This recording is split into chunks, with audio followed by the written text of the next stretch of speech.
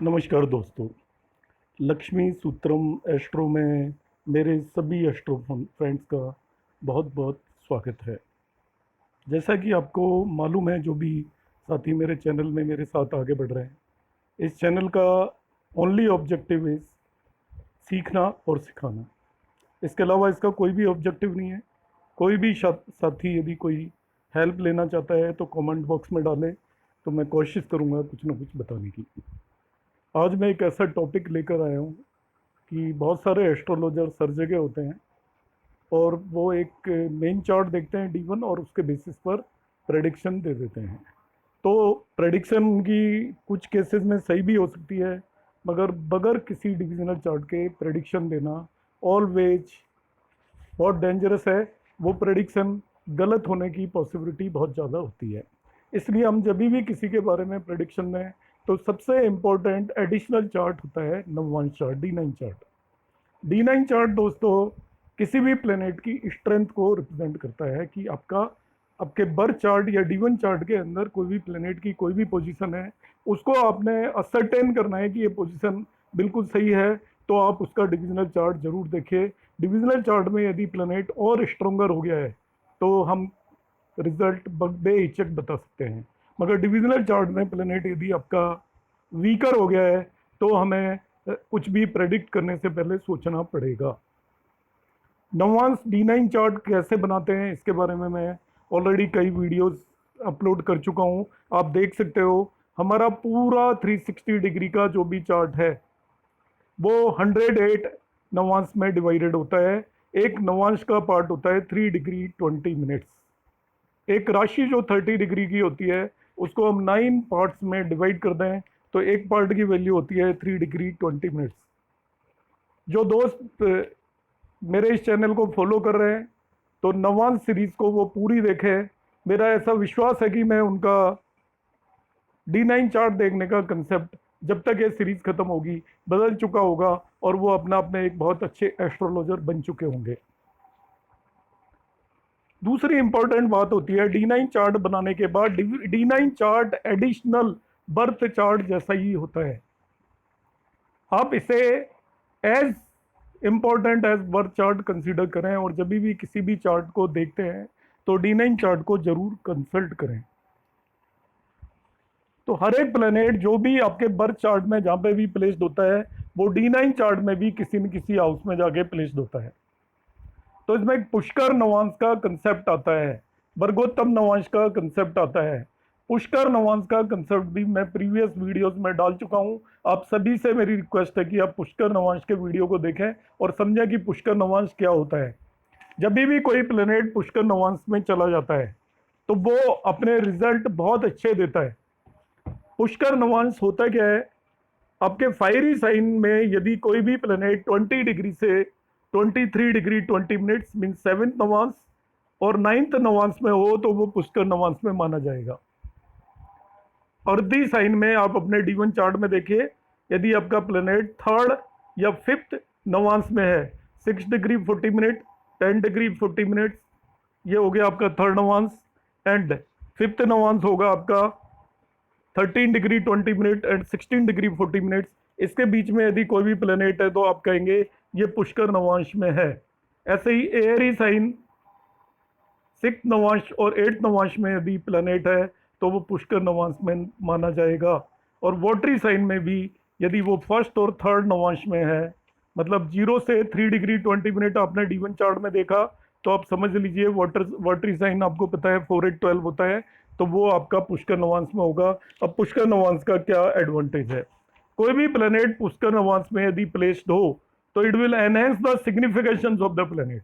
उसके सभी significations enhance हो जाएंगे। लाइक यदि जुपिटर जो सिग्निफिकेटर ऑफ वेल्थ है वो यदि आपका D9 चार्ट में पुष्कर नवांश में चला जाता है तो वो नेटिव को माला माल कर देगा। मगर पुष्कर नवांश में उसकी आपकी केवल नवांश के साथ साथ उसका प्लेसमेंट भी देखना है। इफ इट इज इन ट्राइन और केंद्रा तो उसके वारे न्यारे हो जाएंगे नेटिव के। मगर वो 6 8 12 में है तभी भी वो वेल्थ देगा, क्योंकि Jupiter is the significator of wealth. मगर साथ में 6 8 12 में होने की वजह से वो आपको डिजीज भी दे सकता है। D9 चार्ट की सीरीज में आगे बढ़ते हैं और मैं यहाँ पे कुछ स्पेशल टेक्निक्स एक्सप्लेन करने वाला हूँ, तो आप अपनी नोटबुक लेकर बैठ जाएं। चार्ट मैंने जो यहाँ बना रखा है, मैंने किसी की ये बुक रेफर की हुई है, मेरा वर्क नहीं है। यहाँ पे only my objective is to explain किस तरीके से D9 चार्ट देखते हैं। ये मैं यहाँ पे क्लेम नहीं कर रहा हूँ कि ये मेरा ओरिजिनल वर्क है, मैंने किसी बुक से लिया है, कलेक्ट किया है, और उसके बेस पे मैं आप लोगों को यहाँ पर ये सारी चीज़ें बता रहा हूँ। एक फर्स्ट मेथड है, ये आपका नाड़ी टेक्नोलॉजी है D9 चार्ट को देखने की। इस फर्स्ट मेथड में हम क्या करते हैं, इस मेथड को ध्यान से समझें, मैं प्रैक्टिकल एग्जांपल लेके भी बताऊंगा। आप नोट कर लीजिए, sign occupied by planet in the D9 chart. D9 chart में कोई भी प्लैनेट कौन सा साइन ऑक्यूपाई कर रहा है। Also note the house which is occupied by that sign in the birth chart. अब वो साइन बर्थ चार्ट में कौन से हाउस में, वो हाउस आपको नोट करना है। दिस प्लेसमेंट फ्रॉम द लग्न of birth chart is given A nomenclature based on the house occupied. अभी मैं समझाऊंगा आपको मतलब क्या है। आपने D9 चार्ट लेना है नेटिव का, जैसे यहाँ पे D9 चार्ट है, मैं आपको बता देता हूँ। अब आप देख लीजिएगा, लाइक मार्स प्लेस्ड है यहाँ पर साइन 12 में, मार्स साइन 12 में प्लेस्ड है। आप उसके बर्थ चार्ट में 12 साइन देख लीजिए, तो 9th हाउस में है। तो आपका D9 चार्ट का प्लैनेट जिस साइन में प्लेस्ड है, वो साइन बर्थ चार्ट में किस हाउस में है, उसके बेस पे इसकी एक नोमेनक्लेचर है। वो नोमेनक्लेचर इस तरीके से है कि यदि वो फर्स्ट हाउस में हो तो उसको हम लग्नमांशा बोलेंगे उस प्लैनेट को। वो साइन यदि सेकंड हाउस में हो तो धनांशा या वित्तनांशा बोलेंगे। आपको पता है सेकंड हाउस धन हाउस होता है या वित्त हाउस होता है। थर्ड हाउस को विक्रमांशा बोलेंगे, क्योंकि थर्ड हाउस विक्रम प्रताप या आपका वीरता दिखाने का है। फोर्थ हाउस को हम सुखांशा बोलेंगे, हमें मालूम है कि फोर्थ हाउस सुख स्थान होता है। फिफ्थ हाउस को पुत्रांशा बोलेंगे, बिकॉज फिफ्थ हाउस सिग्निफाई करता है आपका पुत्र को। सिक्स्थ हाउस को हम षष्ठांशा बोलेंगे। सेवेंथ हाउस को भार्यांशा बोलेंगे, आपको मालूम है कि सेवेंथ हाउस भार्या को रिप्रेजेंट करता है। एट्थ हाउस को हम निधनांशा या रंध्रांशा बोलेंगे। एट्थ हाउस रंध्र हाउस भी होता है, या वो एज हाउस भी होता है, डेथ हाउस भी होता है, इसलिए उसको निधनांशा बोलेंगे। नाइन्थ हाउस हमको पता है कि भाग्य को रिप्रेजेंट करता है, तो उसको भाग्यांशा बोलेंगे। टेंथ हाउस आपके कर्म को रिप्रेजेंट करता है, इसलिए उसको कर्मांशा बोलेंगे। 11th हाउस लाभ प्रॉफिट गेन को रिप्रेजेंट करता है, उसे लाभांशा बोलेंगे। 12th हाउस व्यय को रिप्रेजेंट करता है, इसलिए उसको व्ययांशा बोलेंगे। अब ये चीज़ें मैं क्यों बता रहा हूँ, इनका क्या यूज है वो मैं बताऊंगा। तो सबसे पहले हमें देखना है कि आपका एक पर्टिकुलर प्लेनेट क्या बनता है आपके उसमें D9 चार्ट में। तो देखने का तरीका मैं फिर रिपीट कर रहा हूँ, किसी भी प्लेनेट की पोजीशन आप नवांश चार्ट में देखिए, वो जिस साइन में प्लेस्ड है वो साइन आप देखिए D1 चार्ट में कहाँ पे चला गया। अब मैं यहाँ पे एग्जांपल के लिए आपको समझाता हूँ। सपोज मैंने ले लिया सन, तो D9 चार्ट में सन आपका 7 साइन में प्लेस्ड है। अब D1 चार्ट में 7 साइन देखिए, तो ये आपके 4th हाउस में आ गया। 4th हाउस में आ गया तो सन यहाँ पर आपका सुखांशा हो गया, सुख सन देगा आपको। अभी वीनस को हम देखते हैं, तो वीनस हमारा D9 चार्ट में 11 साइन में प्लेस्ड है। अब 11 साइन आप उठाकर देख लीजिए D1 चार्ट में, ये हमारा 8th हाउस के अंदर आ गया। इसका मतलब 8th हाउस का मतलब वीनस इज निधनांशा या रंध्रांशा हो गया, आपको परेशानियां देने वाला है। इसी तरीके से आप और देख लीजिए, सैटर्न देख लीजिए D9 चार्ट में 10 साइन में प्लेस्ड है, और आपका D1 चार्ट में 10 sign is in 7th house, तो ये भार्यांशा है, तो भार्या मीन्स वाइफ या स्पाउस से रिलेटेड आपको रिजल्ट ये प्लेनेट देने वाला है। इसी तरीके से यदि मैं मून को देखता हूँ, तो मून D9 चार्ट में 12 साइन में है, और 12 साइन हमारे D1 चार्ट में 9th हाउस में आ गया, इसलिए मून विल बिकम भाग्यांशा। तो दोस्तों आई थिंक इन एग्जाम्पलों के बाद आपको ये पता लग गया होगा भाग्यांशा कौन है, व्यायामशा कौन है, लाभांशा कौन है। तो जो भी प्लेनेट जिस तरीके का आपका बिहेव कर रहा है, तो वो अकॉर्डिंगली आपके रिजल्ट वहाँ पर देगा। ये एग्जाम्पल्स मैंने ऑलरेडी एक्सप्लेन कर दिए हैं कि हम किस तरीके से सुखांशा भाग्यांशा या इस तरीके की चीज़ों को निकालते हैं।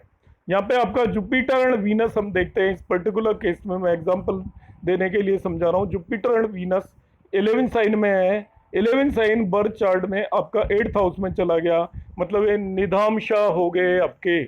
दूसरी चीज, और जुपिटर को और देख लीजिए, जुपिटर आपके D1 चार्ट में डेबिलिटेड भी है, कैप्रिकॉन साइन में प्लेस्ड है। वीनस भी D1 चार्ट में डेबिलिटेटेड है, वो आपका वर्गो साइन में प्लेस्ड है। अब ये निधनांशा भी है और डेबिलिटेटेड भी है, तो अब आप देखिए इनके रिजल्ट बताने का आपका क्राइटेरिया बदल जाएगा। आप केवल D1 चार्ट देखते, अपनी पुरानी टेक्नोलॉजी से देखते, अब अपना ब्रेन लगाइए जो चीज मैं बता रहा हूँ। तो आप कहते हैं हाँ ये डेबिलिटेटेड है 3rd हाउस में, उससे रिलेटेड आप कुछ बताते हैं, या ये आपका डेबिलिटेटेड होके बैठा हुआ है 7th हाउस में, मगर सैटर्न अपनी राशि में बैठा हुआ है, और इस तरीके से हम उसको इंटरप्रेट करते हैं। मगर अब जुपिटर और वीनस का इंटरप्रिटेशन आपका बिल्कुल बदल जाना चाहिए। ये डेबिलिटेटेड होने के साथ साथ निधनांशा भी हो गए, तो निधनांशा होने से इनके रिजल्ट एंटायरली डिफरेंट हो जाएंगे। तो Jupiter and Venus are placed in nidhanamsha, both are debilitated in birth chart, so the events वो आपको इस तरीके के इवेंट देंगे जो आपका वध से रिलेटेड होंगे, आपके 3rd और 7th हाउस के, मतलब इनकी दशा और अंतर्दशा के पीरियड में क्या करेंगे, ये 7th हाउस से रिलेटेड चीजों को किल करेंगे। जैसे आपका डिवोर्स दिलवा सकता है जुपिटर, क्योंकि ये निधनांशा होकर 7th हाउस में जाके बैठ गया। 3rd हाउस में वो जो बैठा है वीनस, वो आपकी प्रॉब्लम क्रिएट कर सकता है related of brother etcetera, neighbours etcetera. तो और आपका जो भी आपके अंदर ताकत है, विक्रम है, उसको भी ये कम कर सकता है अपनी दशा और अंतरदशा में। आज के आपके अंदर काम करने की कैपेबिलिटीज कम हो सकती हैं। इस तरीके से हम इसको प्रेडिक्शन देंगे। तो दोस्तों मैंने ये एक पर्टिकुलर मेथड आपको एक्सप्लेन किया है। इसमें अब 2-3 स्पेशल पॉइंट्स हैं जिन्हें आप अपनी डायरी या नोटबुक के अंदर नोट कर सकते हैं। When the Lord of Lagna is placed in Navamsa in a sign which is 8th house in birth chart. When Lord of Lagna is placed, अब समझिए जरा ध्यान से क्या मतलब इसका। Lord of Lagna यहाँ पे मून हो गया, इससे 8th साइन आप देखिए, यदि वो D9 चार्ट में 11 साइन में बैठा हो, यहाँ पे नहीं बैठा है कोई बात नहीं। लॉर्ड ऑफ लगना of D1 is placed, Lord of लगना इन D1 जो भी है आपका D9 चार्ट में अपने आप से 8th साइन में प्लेस्ड हो।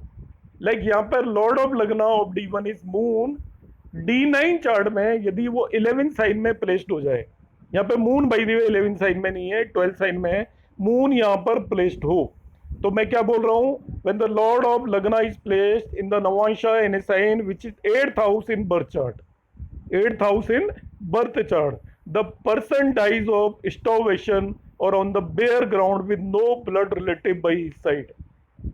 पर्सन की ऐसी जगह डेथ होगी जहां पे उसका कोई भी रिलेटिव्स नहीं होंगे, साथ में लोग बैठे नहीं होंगे। लाइक प्लेन क्रैश हो गया कहीं पर, संजय गांधी, महात्मा गांधी की डेथ हुई, उसके कोई रिलेटिव्स वहां पर नहीं थे। इस तरह इंदिरा गांधी जहां उसकी डेथ हुई तो कोई भी उसके रिलेटिव नहीं थे उस जगह पे। तो जब भी आपका लग्न का लॉर्ड D9 चार्ट में अपने से 8th साइन में चला जाए तो ऐसे पर्सन की डेथ होती है, डाइज ऑफ स्टार्वेशन, भूख से मरेगा या तो कहीं कैद होके, और on the bare ground with no blood relative. ये आप एक फॉर्मूला लर्न कर सकते हैं। एक दूसरा फॉर्मूला बताता हूं मैं आपको, ये नाड़ी एस्ट्रोलॉजी में ये चीज़ें यूज होती हैं और ये बहुत ज़्यादा यूजफुल हैं। जब तक हम नाड़ी एस्ट्रोलॉजी को अपनी डे टू डे एस्ट्रोलॉजी में यूज नहीं करेंगे तब तक हम एक्यूरेट प्रेडिक्शन नहीं दे सकते। पाराशरी के बेस पे हम रूल्स को फॉलो कर सकते हैं। पाराशरी मगर कभी भी एग्जैक्ट प्रेडिक्शन नहीं बताती आपको, उसके लिए हमें छोटी छोटी टेक्निक्स को एक्यूमुलेट करना पड़ेगा। If the lord of 7th house occupy the Navamsa sign of the 2nd house, if the lord of 7th house occupy the Navamsa sign of the 2nd house of the birth chart, lord of 7th house आपका navamsa sign of the 2nd house को occupy करे of the birth chart, the spouse will be of loose character.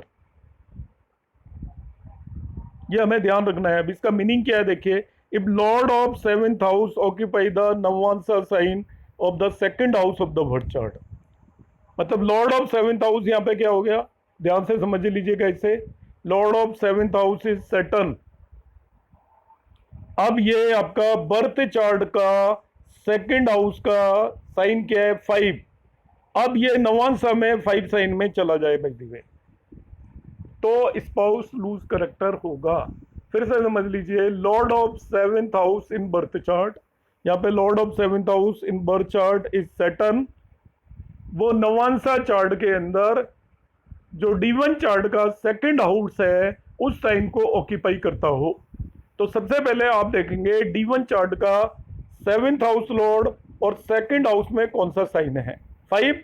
यदि D1 chart का seventh house Lord D9 chart में 5 sign में यहाँ पे चला जाएगा, तो spouse is of loose character. ये सेकंड वर्ड है जो कि आपका नाड़ी एस्ट्रोलॉजी में यूज की जाती है। यदि किसी के स्पाउस के लिए आप आते हो, वो लेके आता है आपके पास, पूछता है कि भाई मुझे अपने स्पाउस पे कोई शक है, तो आप ये सबसे पहले देख सकते हैं, if the lord of seventh house occupy the navamsa sign of the second house of the birth chart, the spouse will be of loose character. और मगर ऐसा है तो आप ऑलवेज ये नहीं कहोगे कि वो लूज करेक्टर का ही होगा, उसकी पॉसिबिलिटी होती है ऑलवेज एस्ट्रोलॉजी में। इस चीज को हम ध्यान रखेंगे, किसी भी चीज को हम शॉर्ट वे में नहीं कहेंगे, क्योंकि और भी यदि कोई उसके ऊपर बेनिफिक एस्पेक्ट वगैरह हो या वहां पे कोई भी एक्सोल्टेड प्लैनेट बैठा हो, तो वो क्या करेगा कि उस चीज को कंट्रोल कर लेगा। मगर ये इन जनरल हम ऐसा कह सकते हैं, यदि कोई नेगेटिव आपके पास आ रहा है, कोई डाउट लेके आ रहा है, तब आप कह सकते हो यस पॉसिबिलिटी इज देयर। तो दोस्तों, मैंने कुछ बताने की कोशिश की है आज के इस वीडियो में। यदि आपको पसंद आया हो तो आप मेरे वीडियो को लाइक और शेयर कर सकते हैं। इस सीरीज को आप देखते रहिए। आई एम श्योर जब तक ये सीरीज एंड होगी आप D9 चार्ट को अच्छे से देखना सीख जाएंगे और आपकी एस्ट्रोलॉजी स्किल्स में लॉट ऑफ इम्प्रूवमेंट होगा। धन्यवाद।